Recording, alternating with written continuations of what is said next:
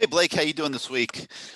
Can you talk a little bit about what's going on in the secondary at safety with all these targeting calls and maybe just what you guys are doing in practice and during the week to try to address that? And is it something that you are trying to rein in? Are you flirting with a ragged edge that you don't want to take the aggressiveness away from your safeties? But it's clearly a problem for you. And can you just elaborate a little bit on that? Yeah, it's definitely something we continue to address. You can still be physical without targeting, and like I say every week, I think some are malicious and some aren't. The young man from Virginia was not very tall in the first place, and then he ducked. I think really the only thing Amari could have done differently is lift his head, raise his eyes, and maybe that doesn't get called as targeting. But no, Gary, it's something every single week. We it hurts. It obviously hurts the player. He's got to miss the remainder of the game, and then it hurts the team. Puts us in a bind as well. So something we'll continue to harp upon. I know Coach Banda does a drill every single week where we, really talk about tackling low, and we just got to continue to harp on it. And then just one quick follow. Since it's an open week, I wanted to ask you about this. The question that we probably get asked the most from the fan base as it pertains to defense is how you and Coach Diaz integrate in terms of game planning, making calls on game day. Obviously Manny's been a 20-year defensive coordinator in college football. How have you guys sort of manage that, and can you just tell us a little bit about how the two of you work together to craft game plans and then call the game on game day? Yeah, I think overall, yeah, I think it's a collaborative effort between everybody in the defensive staff, especially when it comes to game planning. Is something that Coach Diaz and myself have always believed in, and everybody in that room has a voice. And if you don't agree with an idea, speak your mind. We're not going to yell at you or get mad at you, because everybody has value, from GAs all the way to the defense coordinator, and obviously Coach Diaz is the head coach. So it's something that we've always done.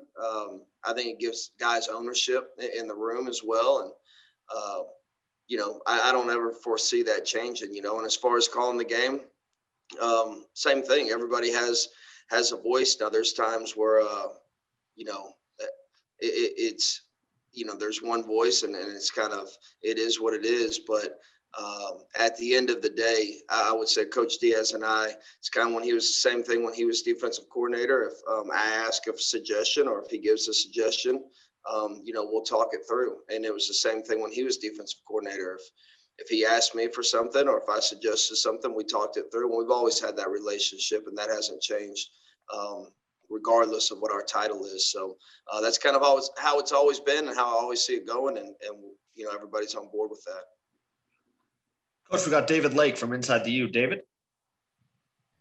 Yeah, Coach, I want to ask you about the defensive line, finished with 2 tackles for loss, 1 sack. That production, of course, not at the usual level. Was it just one of those days from that unit, or is it Virginia's offensive line being pretty good, their quarterback being pretty slippery, all the above? I guess what's your assessment of the D-line from that game? Yeah, I think it was probably a combination of things. Virginia had a very unique game plan. I would say there was a lot of things that we necessarily hadn't seen on film to date that they maybe were doing. But there was also times, like you just mentioned, where they're in the backfield. I know we missed a couple opportunities to sack them, and so it's probably a combination of the two, but definitely not our standards, something that we pride ourselves on, game in, game out, something that we are not happy with at the end of the day. But, still only allowed 14 points and won the ball game, and I'll take those 2 stats all day long over 10 tackles for losses and a loss on top of that. Coach, we got Manny Navarro from The Athletic. Manny? Hey, coach, don't want to be that guy who's always harping on the negative, but I wanted to ask what happened on that touchdown, because you guys obviously been playing so great all game. I thought outside of the opening drive when they were able to score, but the late touchdown that I guess Al gave up, was there just a confusion? Did he expect help? What kind of happened on that? Yeah, it was just a miscommunication. It was a miscommunication. They were moving fast, and it's just a simple miscommunication, but between two guys on the back end, and something that's very correctable. Obviously it was not an ideal time, but proud of the way we responded. That was one of the things that I challenged him with after that play is overall. Especially in the first half, I thought they had moved the ball well on us. Like I said, a lot of stuff that we necessarily hadn't seen. But starting the second half up until that point, I really thought, I think we started the half with 2 3 and outs, and we're really starting to find our groove. When I told the guys, I said, man, we're still up.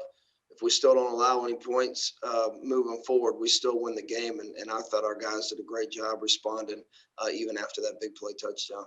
And then as a quick follow, I know some stats, you guys are down a little bit, run defense in particular compared to last year, but feels like third down, it's really been a big key for you guys. You're even better than you were a year ago on third down in terms of percentages.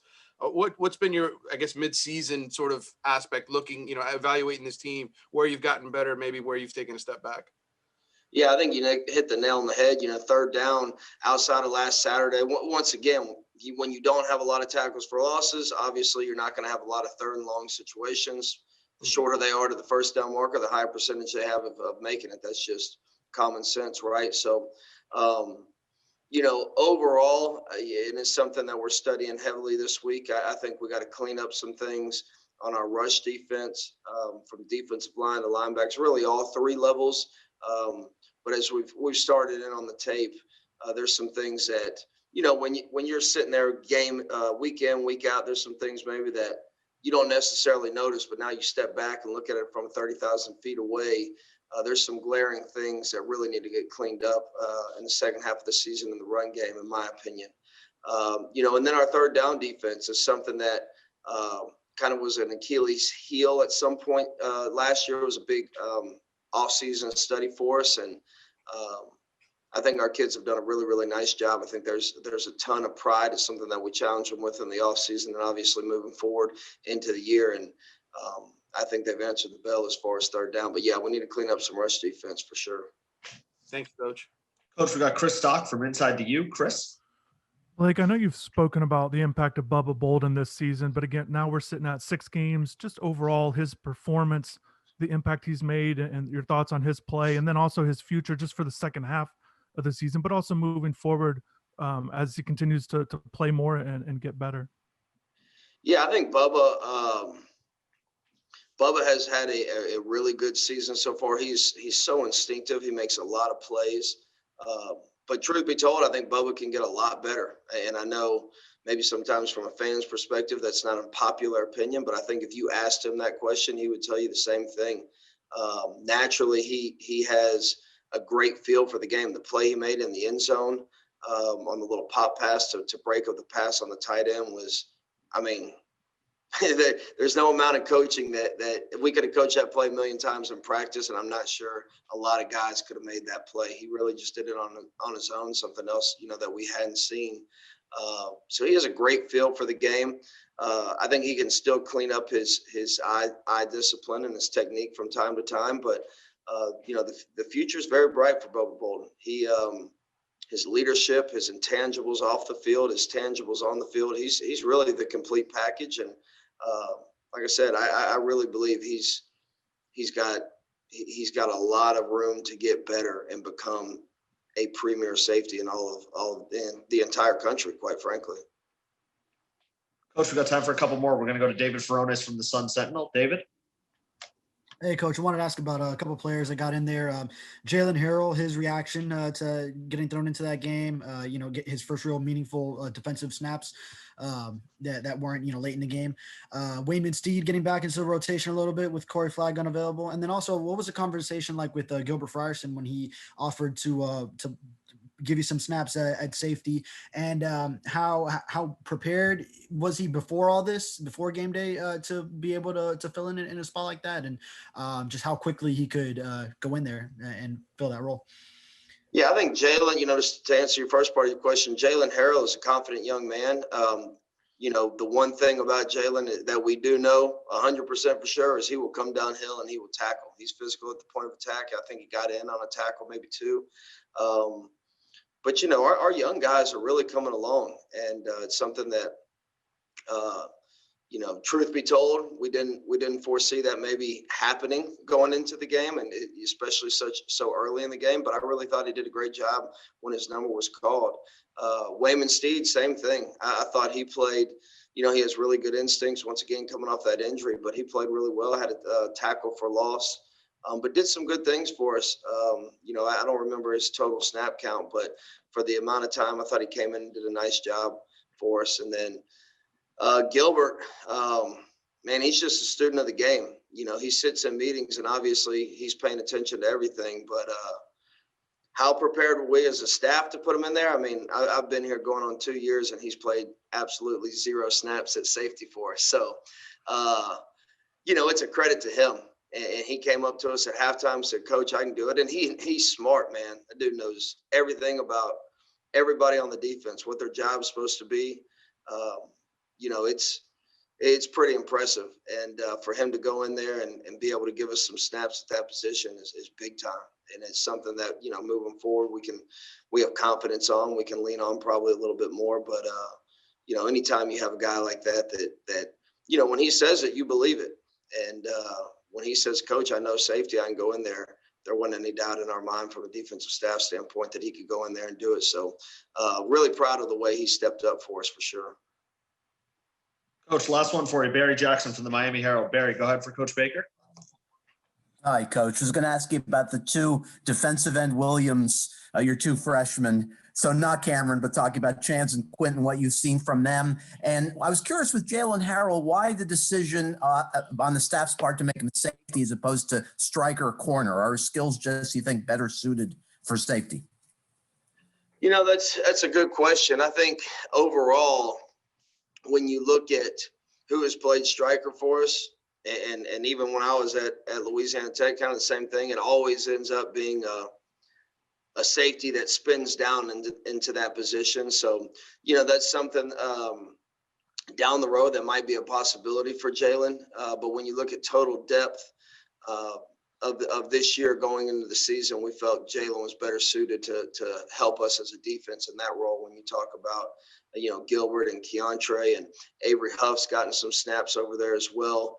So I feel really, really good at that position. But, we might be sitting here in 3 weeks talking about Jalen Harrell at striker, right? The way this season's going. So that's a good question. It could happen.